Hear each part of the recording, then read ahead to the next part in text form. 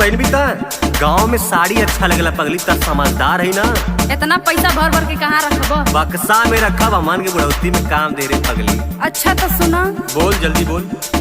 बहुते रुपया कमाला बलम, बहुते रुपया कमाला बलम, लाई दहना सूट पटियाला बलम, बहुते रुपया कमाला बलम, लाई दहना सूट पटियाला बलम। सूट में घुघुटना कढ़ाला गोरी, सूट में घुघुटना कढ़ाला गोरी, का करबू सूट पटियाला गोरी।